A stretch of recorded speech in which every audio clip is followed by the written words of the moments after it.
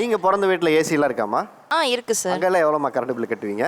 சொல்ல போனால் சில டைமில் 5000 அந்த மாதிரி 6000க்கு மேலே தாண்டாது சார். ஏன்னா அவங்க அம்மா உதைப்பாங்க சார்.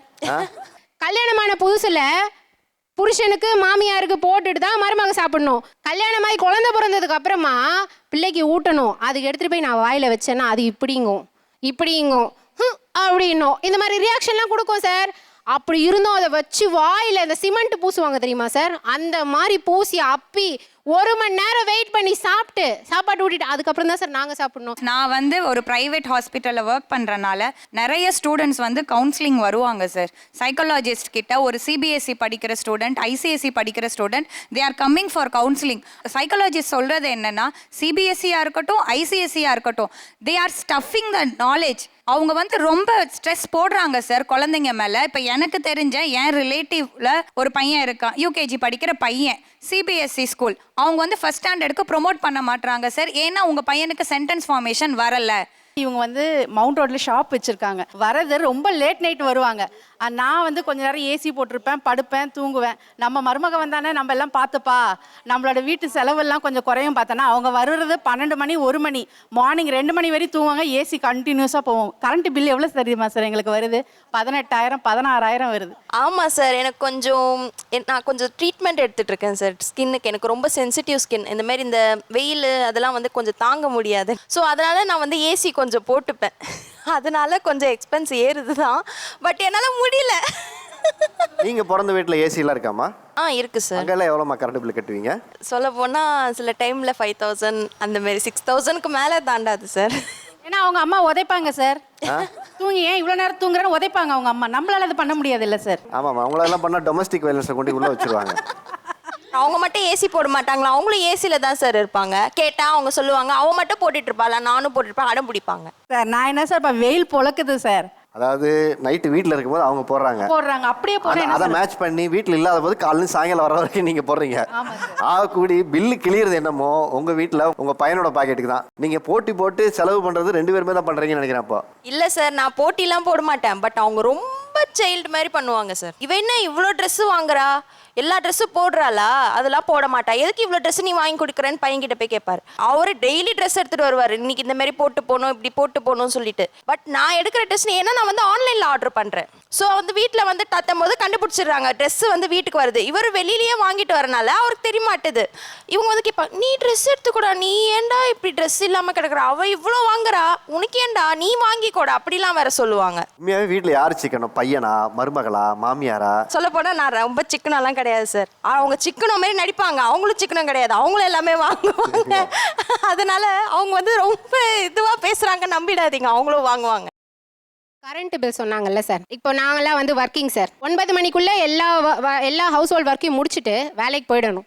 9 மணிக்கு ஆன் ஆகட்ட டிவி சீரியல் நைட்டு 9 மணி வரைக்கும் ஓடும். ஏசி ஒரு பக்கம் ஓடும், டிவி ஒரு பக்கம் ஓடும். நான் நைட்டு திரும்பவும் 8 மணிக்கு வருவேன். 8 மணிலேருந்து 9 மணி வரைக்கும் சீரியல் பார்ப்பேன். கரண்ட் பில் வரும். சீரியல் பார்த்தே போச்சுப்பா, கரண்ட் பில் வந்துருச்சு. ஏசி போட்டே கரண்ட் பில் வந்துருச்சு சார். நல்லா கால்குலேட் பண்ணிக்கோங்க. காலையில் 9 டு நைட்டு 9 அவங்க பார்க்குறாங்க, 8 டு 9 நான் பார்க்குறேன் சார். என்னால் கரண்ட் பில் ஏறிடுச்சிடுவாங்க. இன்னொரு விஷயம் சார், எல்லாரு கூடயும் சேர்ந்து சாப்பிட்ணுன்னு சொல்கிறாங்கல்ல, பிள்ளைங்களுக்கு ஊட்டாமல் நாங்கள் சோத்தில் கையை வைக்கக்கூடாது சார். இங்கே கேட்டு பாருங்கள் எத்தனை பேர் அந்த கண்டிஷன் ஃபேஸ் பண்ணுறாங்கன்ட்டு. கல்யாணமான புதுசில் புருஷனுக்கு மாமியாருக்கு போட்டுட்டு தான் மருமக சாப்பிடணும். கல்யாணமாகி குழந்தை பிறந்ததுக்கு அப்புறமா பிள்ளைக்கு ஊட்டணும். அதுக்கு எடுத்துகிட்டு போய் நான் வாயில் வச்சேன்னா அது இப்படிங்கும் அப்படின்னும் இந்த மாதிரி ரியாக்ஷன்லாம் கொடுக்கும் சார். அப்படி இருந்தும் அதை வச்சு வாயில் இந்த சிமெண்ட் பூசுவாங்க தெரியுமா சார், அந்த மாதிரி பூசி அப்பி 1 மணி நேரம் வெயிட் பண்ணி சாப்பாட்டு ஊட்டிட்டு அதுக்கப்புறம் தான் சார் நாங்கள் சாப்பிடணும். அப்புறம் எங்கே சார் எல்லாரும் ஒன்றா உட்காந்து சாப்பிட முடியும்? ஒரு நாளைக்கு ஊட்டுறதுக்கு நீங்கள் சொல்கிறீங்களே, அதே மாதிரி தான் உங்களையும் ஊட்டி நாங்கள் வளர்த்துருப்போம். இப்படி ஊட்டி அப்படி ஊட்டி இப்படி ஊட்டுறதுனால தான் இன்றைக்கி உட்காந்து நீங்கள் பேசுகிறீங்க சார். நான் ஒரு ஸ்டாஃப் நர்ஸ் சார்.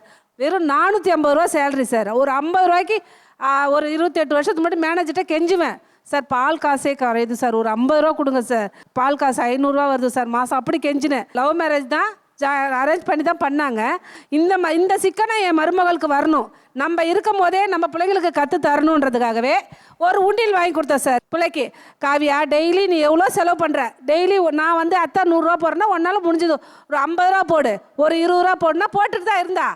ஒரு நாள் கடைசியில் என்ன வெயிட் கம்மியாக இருக்கு, இல்லை அத்தை அது நீங்கள் காயின் போடுறீங்க நோட்டாவும் போடுறீங்க அதனால் அப்படி இருக்கு, நான் வெறும் பேப்பராக தானே போடுறேன் அதனால் அப்படி இருக்கு, சரி ஓப்பன் பண்ணு பாப்பான்னு சொன்னால் 1 வீக் கூட போட்டிருக்க மாட்டாங்க. அதோட எடுத்து என்னன்னா அந்த ரெவ்வோண்டு முடியை எடுத்துன்னு போய் பார்லரில் போய் ஹேர் ஸ்பா பண்ணுறது, பெடிக்யூர் பண்ணுறது, பார்லர்லேயே கொட்டி கொட்டி அழுவுறது காசு. அவங்க பையன் தான் சார் வந்து நான் வேலை செய்கிறேன், நீ ஒரு இடத்துக்கு போகணுன்னா நீ இப்படி தான் இருக்கணும், இப்படி தான் மேக்கப் பண்ணிக்கணும் அவங்க சொல்கிறாங்க. அப்போ அதுக்கு தகுந்த மாரி தான் சார் நம்ம நடந்துக்க முடியும். நான் சொல்கிறது என்னென்னா சிக்கனமாக இருங்க, எங்களுக்கு கொடுக்க வேணாம். நீங்கள் வருங்காலத்தில் இப்போ எல்கேஜி அட்மிஷனுக்கே 1 லட்ச ரூபா கேட்குறாங்க சார். இதே மாதிரி போச்சிங்கன்னா அந்த பிள்ளைங்க மேக்கப் செட்டுக்கு, பியூட்டி பார்லருக்கு, செப்பலுக்கு, ஷூக்கு, ஹேண்ட்பேக்கு இதே மாதிரி அனாவசிய செலவு பண்ணிங்கன்னா இப்போ வர ஜெனரேஷனு நீங்கள் எப்படி என்ன பண்ணுவீங்க? இப்போ உங்களுக்கு உங்கள் பேரனோ பேத்தியோ கவர்மெண்ட் ஸ்கூலில் படிக்கணும்னு ஆசை. ஆமாங்க சார். நீங்கள் கவர்மெண்ட் ஸ்கூலில் படிக்க வைக்க மாட்டேன்னு சொல்கிறீங்க. அவங்களுடைய விருப்பம் எப்படி இருக்குன்னு நம்ம பார்த்துக்கிட்டு தான் சார் படிக்க வைக்க முடியும். குழந்தைங்களை விருப்பம் அவங்க குழந்தைக்கு என்ன வயசு ஆகுது? இன்னும் ஆகல சார், 10 month தான் ஆகுது. இவங்க குழந்தையாட்டம் இவங்களே பேசுகிறாங்க மெச்சூர்டு இல்லாமல். அப்புறம் என்ன சார் புரிஞ்சிக்க மாட்டாங்க சார். அந்த குழந்தை நடக்குது அதுக்கு 4 செப்பல் சத்தம் கேட்குதான் அதுக்காக. எங்கள் மருமக இப்போ ஃபீஸ் வந்து என் பேத்திக்கு 1.5 லட்ச ரூபா செலவு ப்ளே ஸ்கூல். அதாவது ஃபஸ்ட்டு ஸ்டாண்டர்ட் கூட போகல, ப்ளே ஸ்கூலுக்கே 1.5 லட்சம் லெக்சர் வார்டில் படிக்க வைக்கிறாங்க. அது தேவையில்லாத செலவு தான்.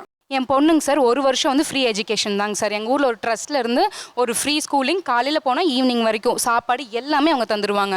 நாங்கள் போய் சேர்த்தோங்க சார். அந்த 1 வருஷத்தில் அவரோட ஸ்பீக்கிங் ஹேபிட்டு, பழக்கொழுக்கம் எல்லாமே ரொம்ப சேஞ்ச் ஆயிடுச்சுங்க சார். இங்கே இல்லாதது அங்கே என்ன இருக்குன்னு நினைக்கிறீங்க? கவர்மெண்ட் ஸ்கூலில் போகல ரொம்ப அடமெண்ட்டாக இருப்பா. அங்கே டீச்சர்ஸே ரொம்ப கம்ப்ளைண்ட் பண்ணிட்டே இருப்பாங்க. இங்கே வந்து பார்த்தீங்கன்னா நான் போய் கேட்பேன், என் பொண்ணு பேசுகிறாளுங்களா, பண்ணுறா, ஒரு பிரச்சனையும் இல்லைங்க, ஒரு கம்ப்ளைண்ட்டும் சொல்ல மாட்டாங்க. அவள் அது பண்ணாலும் அது இருக்கிறது தானுங்க, நமக்கு ரெடி பண்ணிக்கலாம், கொஞ்சம் கொஞ்சம் ரெடி பண்ணி. எங்ககிட்டயும் அப்படி தான் பேசுவாங்க, என் பொண்ணுகிட்டையும் அப்படி தான் பேசுவாங்க. பழக்க வழக்கம் வந்து நம்ம கற்றுக் கொடுக்குறது தான். அங்கே போய் வந்து பழக்க வழக்கம் தானாக வர்றது இல்லை. அம்மா பணத்தை கொண்டு போய் அங்கே கொட்டி கொடுக்குறாங்க. கொட்டி கொடுக்கக்குள்ள அவங்க உட்காருப்பா, தடுக்கு போட்டு உட்கார வச்சு நல்லா ஊட்டி விட்டு எல்லாம் செஞ்சு தான் ஆகணும். இதுக்கு வந்து என்ன செய்வாங்க, சாயந்தரம் ஆனால் உட்காந்து சொல்லுவாங்க, மிஸ் திட்டுவாங்கன்னு ஹோம்ஒர்க் பண்ண வைப்பாங்க, அதை எழுத வைப்பாங்க, அதுக்கு எல்லாம் பண்ணுவாங்க. ஏன் அதே கவர்மெண்ட் ஸ்கூலில் படிச்சுட்டு வர பிள்ளைங்கள ஏன் இவங்க உட்கார வச்சு நல்லா அதில் என்னம்மா அன்றைக்கி சொல்லி கொடுத்தாங்க, உன் பிள்ளைகளுக்கு பழக்க வழக்கத்தை நீ நல்ல முறையில் கற்றுக் கொடுத்து அந்த பிள்ளைங்களுக்கு நல்ல பழக்க வழக்கம் எங்கே எப்படி மாறும்? நான் வந்து அதை வந்து சொல்லக்கூடாது சார். படிக்கணுன்ற பிள்ளை எங்கே போனாலும் படிக்கணுன்றது அது யாரும் எடுத்துக்கவே மாட்டாங்க சார். கான்வென்ட்டில் போய் பணத்தை கட்டி கல்யாணம் படிக்க வச்சாதான் அது படிப்புன்ற மாதிரி எல்லாரும் மைண்ட் செட்டில் வச்சிருக்கிறாங்க சார். இந்த ஸ்கூல் டிபேட் எங்களோட வீட்லேயும் போச்சு. என் ஹஸ்பண்ட் சொல்கிற ஒரே பாயிண்ட், உன்னாலேயும் ஃபீஸ் கட்ட முடியும், என்னாலேயும் ஃபீஸ் கட்ட முடியும், பட் அந்த அளவுக்கு எஜுகேஷன் சொஃபஸ்டிகேட்டடாக கொடுத்து நீ பிள்ளைய பழக்காத. போனால் ஏசி பஸ்ஸில் தான் போகணுமா, ஏசி கிளாஸ் ரூமில் தான் உட்காரணுமா? நான் எப்பயுமே நினைக்கிறது, பொண்ணு எங்கே இருந்தாலும் அந்த சிச்சுவேஷனுக்கு ஏற்றாப்புல என் பொண்ணு மாறிக்கணும். நான் லக்ஸரிஸாகவே தான் இருப்பேன் அப்படின்னு என் பொண்ணு வரக்கூடாது. குழந்தைங்களுக்கு கல்வி கொடுக்கும் போது மட்டும் காசு பத்தலைன்னு எப்படி சொல்கிறீங்கன்னு கேட்குறேன் நான். ஒரு ஃப்ளோருக்கு 2 ஃப்ளோர் கட்டுறீங்க, அதில் லோன் கட்டுறீங்க, மற்ற நகைகள்லாம் வாங்குறதெல்லாம் வாங்கிக்கிறீங்க, அதெல்லாம் பண்ணுறீங்க. கல்வின்னு வரும்பொழுது இல்லை எங்களால் செலவு பண்ண முடியாதுங்கிறீங்க. அங்கே நான் கிளாஷ் ஆகுறேன் சார். உங்கள் வீட்டில் பார்க்குறாங்களா? உங்கள் மருமக பார்க்குறாங்க, ஒரு ஸ்கூலில் படிக்கிறாங்க. அது எனக்கு திருப்தியாக இல்லை. சிக்கனமாக இருந்துட்டு அதில் செலவு பண்ணுங்கன்னு நான் சொல்கிறேன். நீங்கள் மருமகிட்ட சொல்லி கொஞ்சம் நல்ல ஸ்கூல் சேர்க்கணும் சார். எனக்கு தெரிஞ்சு மாற வேண்டியது நீங்கள் தான் நினைக்கிறேன் சார். குழந்தைக்கு ஒரு நல்ல கல்வி கொடுக்கணும்னு ஒரு பாட்டியா எனக்கு என்னோட நியாயம் இல்லையா சார்? அதில் நல்ல கல்வினா என்ன சார்? எல்லாமே கொடுக்கக்கூடியது. குழந்தைங்களுக்கு நல்ல ஒழுக்கம், தமிழ் பண்பாடு, கலாச்சாரம், ஆங்கில கல்வி, இப்படி எல்லாமே ஒரு குழந்தைக்கு கிடைக்கிற ஸ்கூல் வந்து நல்ல ஸ்கூல். இது எல்லாமே எந்த ஸ்கூலில் இருக்குன்னு எனக்கு தெரியல. பிகாஸ் நான் வந்து ஒரு ப்ரைவேட் ஹாஸ்பிட்டலில் ஒர்க் பண்ணுறனால நிறைய ஸ்டூடெண்ட்ஸ் வந்து கவுன்சிலிங் வருவாங்க சார். சைக்காலஜிஸ்ட் கிட்ட ஒரு சிபிஎஸ்சி படிக்கிற ஸ்டூடெண்ட், ஐசிஎஸ்சி படிக்கிற student, they are coming for counselling. Psychologist சொல்கிறது என்னன்னா, சிபிஎஸ்சியாக இருக்கட்டும், ஐசிஎஸ்சியாக இருக்கட்டும், they are stuffing the knowledge. அவங்க வந்து ரொம்ப ஸ்ட்ரெஸ் போடுறாங்க சார் குழந்தைங்க மேலே. இப்போ எனக்கு தெரிஞ்ச என் ரிலேட்டிவ்ல ஒரு பையன் இருக்கான், யூகேஜி படிக்கிற பையன், சிபிஎஸ்சி ஸ்கூல். அவங்க வந்து ஃபர்ஸ்ட் ஸ்டாண்டர்டுக்கு ப்ரொமோட் பண்ண மாட்டாங்க சார். ஏன்னா உங்கள் பையனுக்கு சென்டென்ஸ் ஃபார்மேஷன் வரலை. நல்லா படிக்கிறவங்களை படிக்க வைக்கிறது சாதனை கிடையாது சார் என்னை பொறுத்த வரைக்கும். நல்லா படிக்காதவங்களை படிக்க வைக்கிறதுக்கு தான் நாங்கள் ஸ்கூலுக்கே அனுப்புறோம். தங்க விளக்கா இருந்தாலும் தூண்டி விடுறதுக்கு ஒரு தூண்டுகோல் மாதிரி ஒரு பள்ளி இருக்கணும். நல்ல டேலண்டட் குழந்தை. இல்ல நீங்க எந்த பள்ளியில வந்து நீங்க படிச்சீங்க? நான் கவர்மெண்ட் ஸ்கூல் தான் சார் படித்தேன். அப்புறம் சார் எனக்கு ஆங்கிலம் போராடமெல்லாம் எனக்கு பிரச்சனையா இருக்கு சார்.